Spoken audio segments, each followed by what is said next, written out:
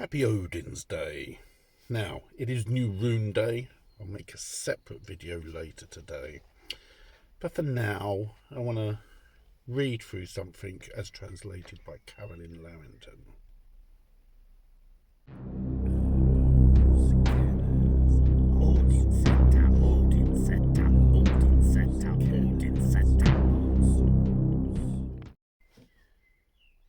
So what I'm going to read is the opening section of the Greenlandic Lay of Atli, as translated by Carolyne Larrington. Reading through it, it's got a lot of interesting points concerning the use of runes, divination and omens. So it really creates something to sort of muse over,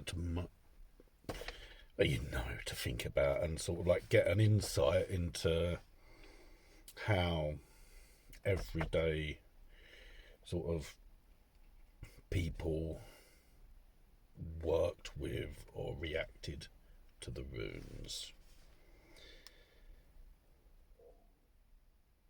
People have heard of the enmity which happened once when men met in council together, of benefit to very few.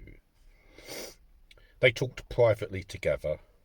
Terror came of it afterward, for them and for the sons of Giuki, who were utterly betrayed. They brought the prince's fate to culmination. They should not have been doomed. Atli was ill-advised, even though he had cunning. He brought down a great buttress, injured himself terribly. A hasty message he sent that his in-laws should come quickly. The lady of the house was clever. She used her common sense. She heard what they were saying, though they spoke in secret. The wise lady was at her wit's end. She wanted to help them. They were going to sail over the sea, but she could not reach them. She carved some runes. Vingi defaced them, hastened on disaster before he handed them over. Then they departed, the messengers of Atli, over the Limfjord to where the courageous ones lived.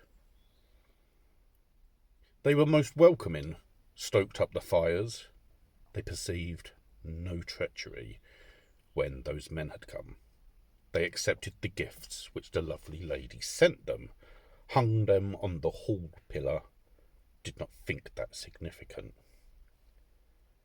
Then came Coastbearer. She was Hogni's wife, a most circumspect woman, and greeted them both. And Glormvor was also glad, who was married to Gunnar. The wise lady was not discourteous, busied herself with the guests' needs. Hogni they invited home to see if the other one wished to come. The deceptive thought was clear if they'd been on their guard. Gunnar said he'd come if Hogni wished to. Hogni didn't refuse if the other thought it best to go. Splendid women brought mead. Much hospitality was shown. Many a horn went round until they had drunk enough. The couple retired then, when they thought it time to do so. Coastbearer had been taught. She knew how to interpret runes, spelled out the letters in the light of the fire. She held her tongue, bit back her words. The runes were so confused they could scarcely be made out. They went to bed then, Hogni and his wife. The courtly lady dreamed. Not at all did she conceal it. The wise one told it to the prince as soon as she awoke. You intend to leave home, Hogni. Listen to advice. Few are very learned in runes. Go some other time. I interpreted the runes which your sister cut. The Radiant Lady hasn't summoned you this time. I'm greatly surprised by one thing. I still can't make it out why the clever woman should carve so awry, for they seemed to indicate an underlying meaning. The death of both of you if you hastened there now. The ladies missed out a letter, or else others have caused this. All women think the worst, said Hogni. I am not so inclined. I shan't go looking for trouble unless there's something we must repay them. The prince will shower us both with glowing red gold arm rings. I am never afraid, though we hear dire things portended. You'll meet your downfall if you set off there. There's no loving welcome waiting for you this time. I had a dream, Hogni. I won't delude myself. An evil fate will come upon you. Or am I simply too afraid? I dreamt your bedclothes were burning up in fire. High flames were raging all through my buildings.